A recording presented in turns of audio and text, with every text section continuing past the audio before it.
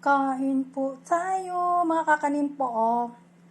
Biko ni Ate Marlene, yung suman niya, 4 na piraso.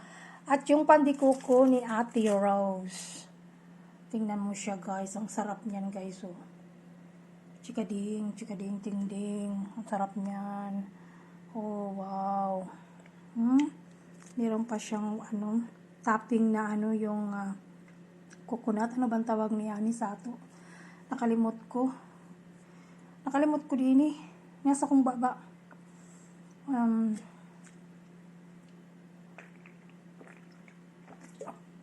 sama ni, oy, nakalimot ko sa topping. Bukayo ba yung tawag dana? Bukayo ba to na siya? Oh, kalami din ni guys, oy. Palaway ko karon sa inyo, ha.